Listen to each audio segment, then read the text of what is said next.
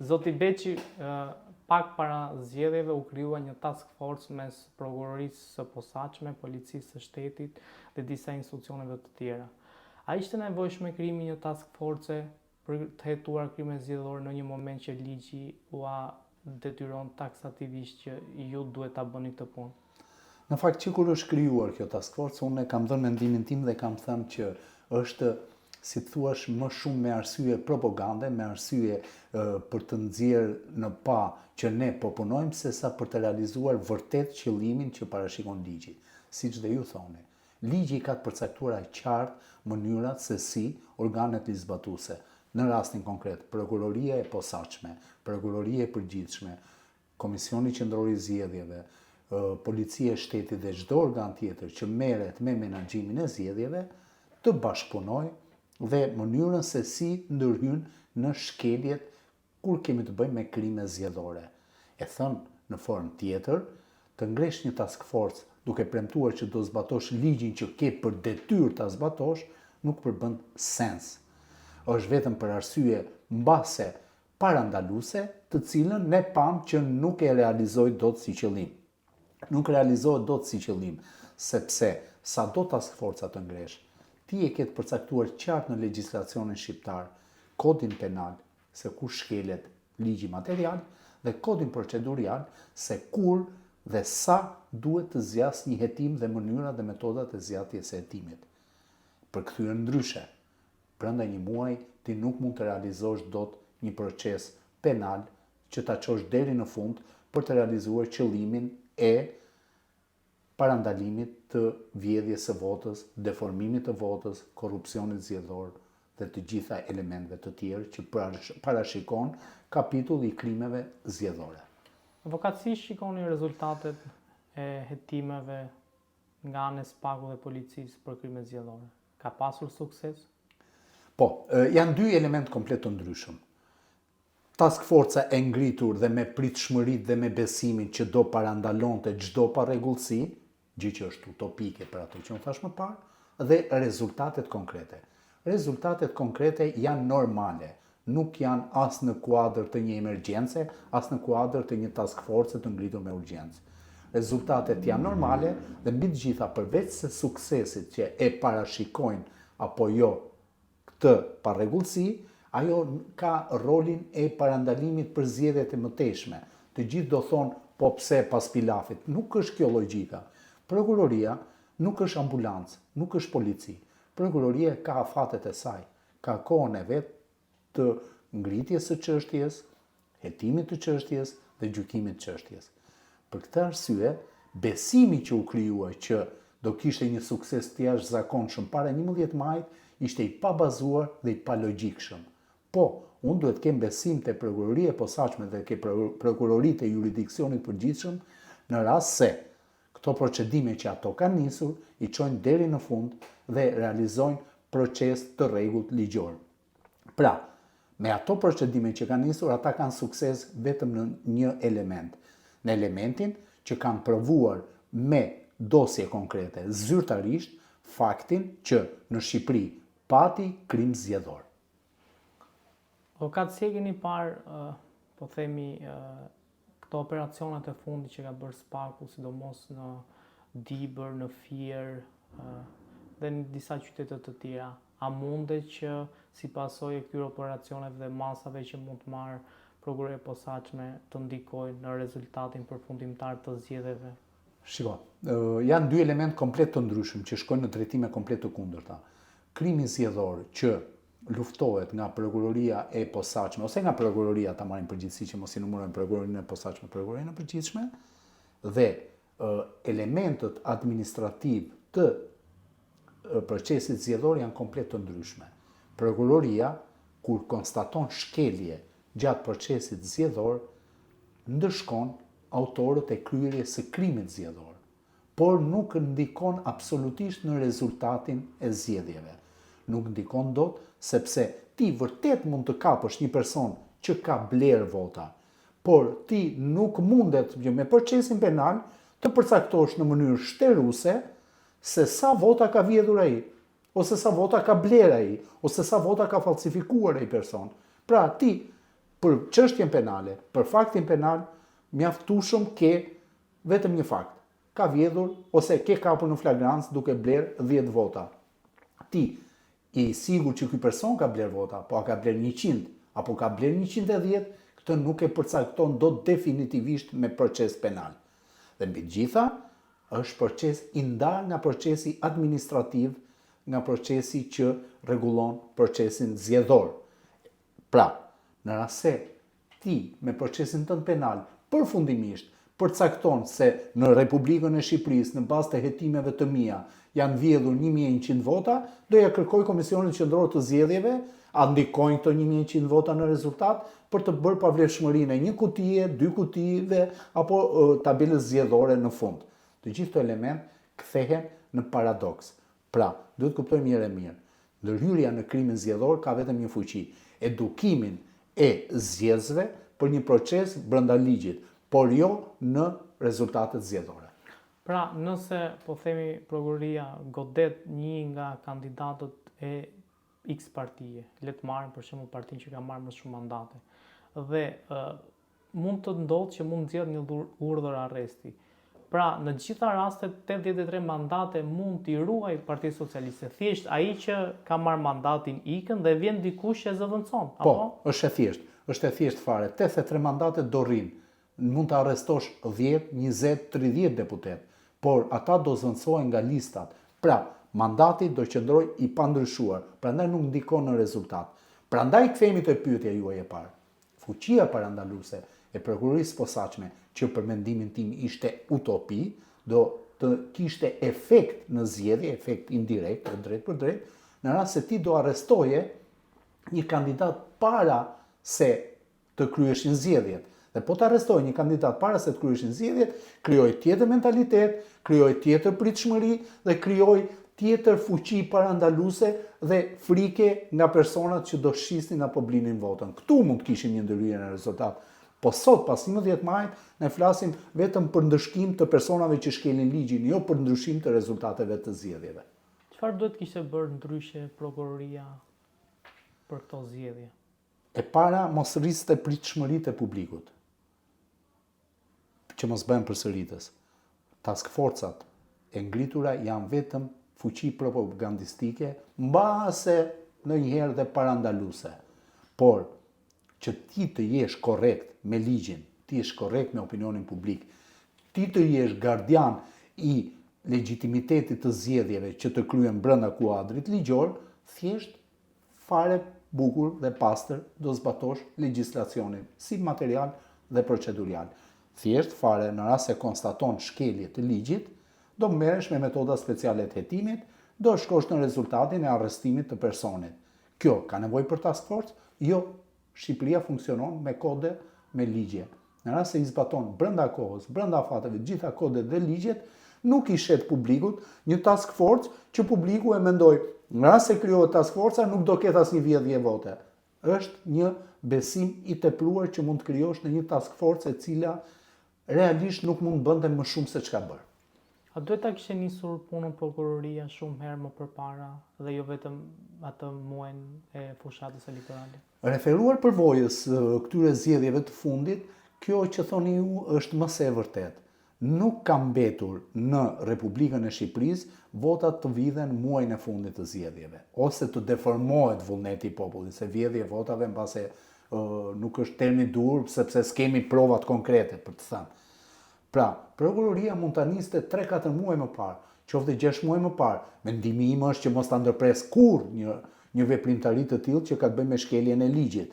Por me që ajo bëhet me dukshme, kur shpallet rezultati i zgjedhjeve, minimalisht kur shpallet rezultati i zgjedhjeve, ti si prokurori duhet të ndezësh projektorët për të parë si bëhet korrupsioni aktiv apo pasiv i vjedhjes së votës, se si mund të deformohet vullneti i zgjedhësve nëpërmjet falsifikimeve të ndryshme apo ndryshimit të rezultateve, dhe të gjithë këto element duan një shtrihje në kohë. Në rast se mendon që për fushatën zgjedhore në një muaj ti të regjistrosh procedimin, të përdorësh metoda speciale të hetimit, të arrestosh personin dhe ta dënosh për të realizuar procesin e të provuarit të plot të krimit zgjedhor, e ke totalisht të pamundur. Avokat, në cilin nen ose në cilin ligj të Republikës së Shqipërisë përcakton që kreu i KQZ-s, kreu i SPAK-ut, kreu i përgjithshëm, kreu i prokurisë së përgjithshme duhet të raportojë para ambasadorëve të vendeve të Bashkimit Evropian. Nuk ka asnjë ligj, asnjë dispozit ligjore apo detyrim ligjor që organet e pavarura të ngritura me kushtetut në Republikën e Shqipërisë të raportojnë përballë ambasadorëve. Po, mund të bashkëpunojnë për çështje konkrete, për shkëmbim informacioni, për shkëmbim idesh, por detyrim që një organ i pavarur, një institucion i pavarur ti përgjigjet aq më tepër një autoriteti të huaj, sigurisht që nuk ka dhe s'ka për të patur derisa të jetë kjo kushtetut në Republikën e Shqipërisë. E vetmja pavarësi që është dorëzuar me dëshirë në Shqipëri është krijimi i një strukture që quhet OMN, e përcaktuar në kushtetut, e cila do të vëzhgonte mënyrën se si zgjidhej procesi i vetingut. Vetëm kjo është mënyra se si ndërkombëtarët kanë ndërhyrë me ligj. Unë s'jam dakord fare me atë mënyrë se si është ndërtuar në kushtetut, por është fakt konkret i kryer. Vetëm kjo është. Pjesët e tjera nuk janë të bazuar absolutisht jo. Dëshira e mirë për të bashkëpunuar me të huajin nuk të kthen në vasal. A mos ndoshta duhet që krerët e institucioneve t'i thërrisin ambasadorët në zyrën e vet dhe të mos shkonin në zyrën e ambasadorëve? Nuk ka rëndësi arsye teknike. Unë ta thash me A shumë është një mesazh ky? Unë ta thash me shumë delikatesë për të kuptuar që me ambasadorët ti do bisedosh për çështje konkrete, për bashkëpunim bilateral në të mirë të vendit tënd, në të mirë të kryerjes tënde të detyrës. Vetëm kaq mund të qëndrosh dhe nuk mundet të vëmë në marrëdhënie llogaridhënie, sepse kujt po jep llogari? Ti llogari jep vetëm kushtetutës, prokuroria e posaçme dhe prokuroria e përgjithshme vetëm parlamentit. Ambasada amerikane nuk ka pasur një reagim lidhur me zgjedhjet. A mund të ndikojë në një qëndrim ky raportim që ka bërë kreu i SPAK-ut, kreu i KQZ-s dhe kreu i prokurorisë së përgjithshme? Këtu hym pasaj në fushën e konspiracionit, në fushën e spekullimit, por unë ditë të them që besoj dhe shpresoj që shqiptarët më në fund ta kuptojnë, në rast se japin legjitimitet veprimtarisë zgjedhore nga vetja e tyre, mos presin mungesë legitimiteti nga ndërkombëtarët. Në rast se ti e kupton që në oborrin tënd është mbjell një pemë, mos prit të ta thot komshiut që pema është mbjell. Avokat, ka pasur një përplasje mes mazhorancës edhe të paktën mazhorancaj që mund të veproj ligjërisht me që ka dhe votat dhe institucionit të SPAK-ut. Dhe kjo përplasje ka nisur në fakt që përpara zgjedhjeve, por me njëherë pasi u zhvilluan zgjedhjet, përplasja e parë erdhi në një tryezë lidhur me rekomandimin që Këshilli i Ministrave i jep SPAK-ut. Nga ana tjetër Dumani u përgjigj ndaj Ministrit të Drejtësisë zotit Manja që rekomandimet e dhëna nga Këshilli i Ministrave në dukje dhe me një shikim të parë disa prej tyre janë të pazbatueshme.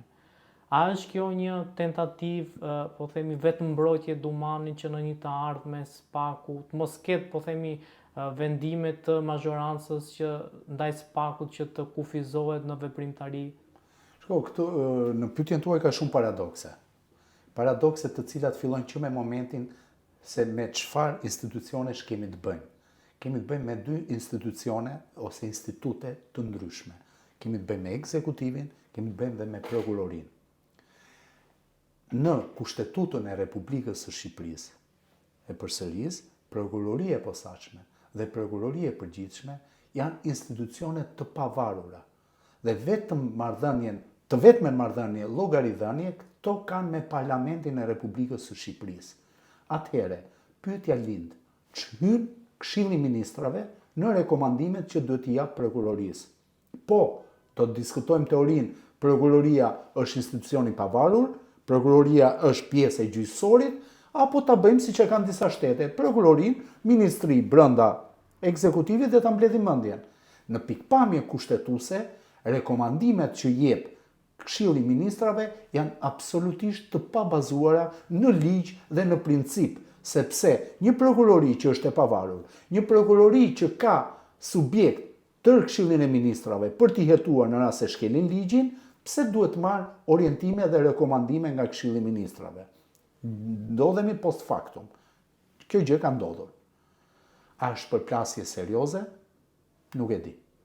A kemi të bëjmë me një tentativë të mazhorancës për të frustruar dhe për të kapur në vartësi prokurorinë e posaçme në veçanti? Të gjithë këto elementë kanë filluar më herët. Po të mbani mend, seriali Sy më Sy u zbardh dhe u kthye në rekomandime të Ministrisë Drejtësisë.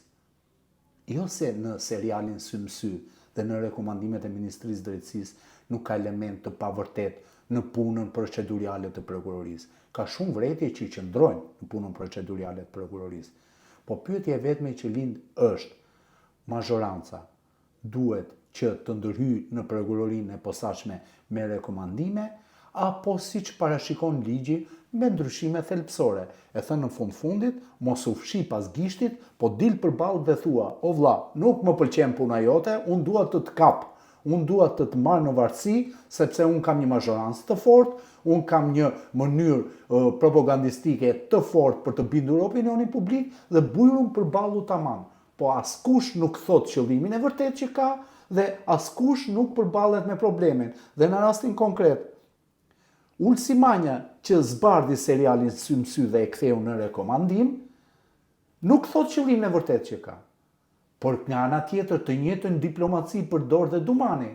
Dhe Dumani nuk i del përballë mazhorancës ose Ministrisë Drejtësisë ti thot, vlla, me këto tentativa ju po tentoni të prekni pavarësinë e SPAK-ut, por thjesht përpiqen e latojnë gjuhën dhe ne vetëm duhet të nënkuptojmë. Në rast se duhet të nënkuptojmë dhe të shohim poshtë tavolinës së rekomandimeve, është vetëm një përplasje. Mazhorancës mund të mos i pëlqejë puna e prokurorisë posaçme. Dhe po ta mbajmë kokën prapë poshtë tavolinës, prokurorisë posaçme her pas here nuk i pëlqen ndërhyrja që bën mazhoranca, qoftë mbase në thonjza dhe me të drejtë për shkeljen e të drejtave të njerëzit. Dhe pyetja e fundit, çfarë mund të bëj mazhoranca 83 kapo, besoj se i bën 84, me 84 vota në Kuvendin e Shqipërisë për të direktuar punën e SPAK-ut ose për të direktuar, po themi, për të ndryshuar proceset e punës, qoftë edhe ligjin e SPAK-ut. Në rast se jemi mbi 84 vota të mazhorancës, nga pikpamja kushtetuese parlamentare, mazhoranca e ndërtuar me mbi 84 vota në Parlamentin e Shqipërisë mund të ndryshojë ato që quhen ligjet posaçme, ligje që kërkojnë shumicë të cilësuar, por jo kushtetutën. Se kushtetuta ka një tjetër marzh, është mbi 95 vota të Parlamentit të Shqipërisë. Ndryshimi i ligjeve që kërkojnë shumicë të cilësuar përfshin dhe ndryshimin e tërë kodeve që përmban Republika e Shqipërisë, ato që janë ligjet cilësuara. Kodi penal, kodi procedurës penale, kodi civil, kodi procedurës civile, kodi procedurave administrative, kodi rrugor, çdo kod do mbi 84 vota që të ndryshohet. Dhe mbase me këtë shumicë që ka, mazhoranca mund të ndërhyjë në formatimin e procesit penal nëpërmjet ndryshimit të kodit procedurës penale. Mund të ndërhyjë në kompetencën e prokurorisë posaçme nëpërmjet ndryshimit të nenit 75 kodit procedurës penale se ka këtë fuqi. Deri këtu. Por ndryshimet kushtetuese nuk i bën dot. Në të gjitha rastet këto ndërhyrje mund të jenë pengesë e madhe për punën e SPAK-ut. Është e thjeshtë. Në rast se prokuroria shikohet nga mazhoranca si një rrezik, shumë thjesht ndryshon enin 75 kodit procedurës penale me shumicë të cilësuar që në rastin konkret është mbi 84 vota dhe i thua, po, ti nuk do kesh më në kompetencë shpërdorimin e detyrës zyrtarëve të lartë, do kesh vetëm korrupsionin e niveleve të larta. Domethënë kanë shumë teknikalitete të cilat mund të çojnë në pengimin e punës së prokurorisë posaçme. Zoti Beçi, faleminderit shumë për intervistë. Faleminderit ju.